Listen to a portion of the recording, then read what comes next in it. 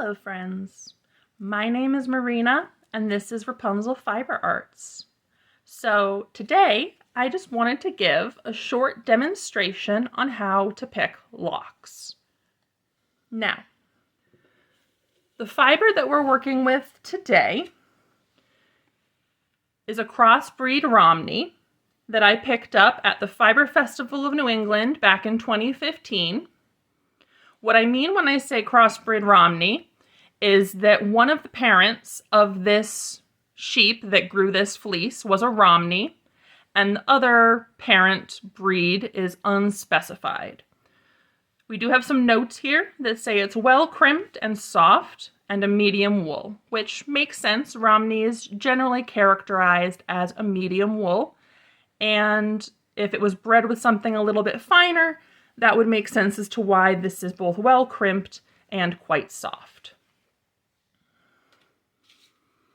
So what we're going to do here is we're going to isolate out a single lock and take a look at it. You can see there are two ends here. We have a tip end and a butt end. That's what they're typically known as. The butt end is the side that was towards the sheep before it was shorn. So this is the side that was cut, and this is the side that was cut the year previously and was left to grow over the course of the year. You can also see that this tip end is a little bit tighter curled and also is lighter. Now that's because, as I said, this has been pointing out throughout the course of the year as this fleece has been growing, and therefore has been exposed to the sun and has been a little bit sun bleached. Just like human hair, this can happen with sheep's fleece. Now, when we go ahead and pick the lock, what we're going to do is just take it like so, grab some of the tip end, and pull it apart. Now, this is also known as drafting. That's the kind of official spinning term for pulling fiber apart in this manner. When you're spinning yarn, you don't fully separate it, and you just continue drafting like this and spin yarn.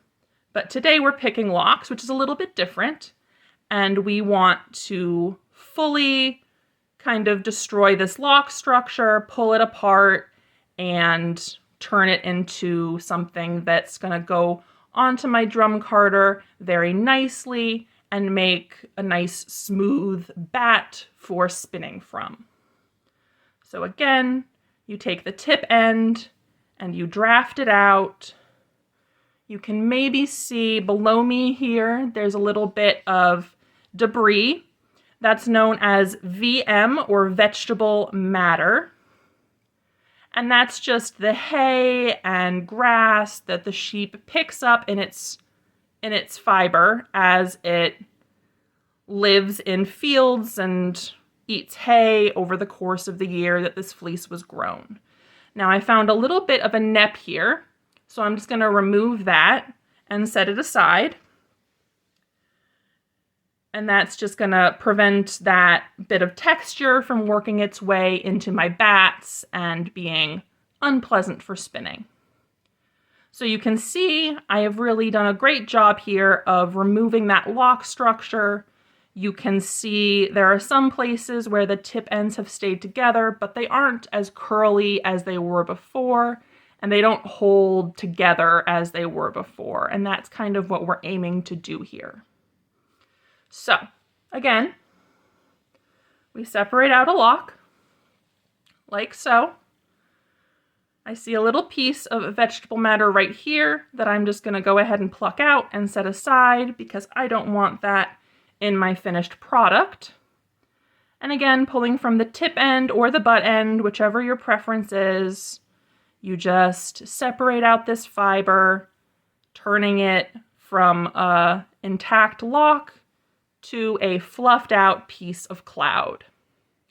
And I'm just going to repeat this process with the rest of this fiber over the course of the next couple weeks or months, and then put it onto my drum carder to make it a little bit more organized. And then after that, it will be spun up on my spinning wheel and turned into yarn. I hope this video was informative, a little bit entertaining, and I will see you in the next one. Bye, friends.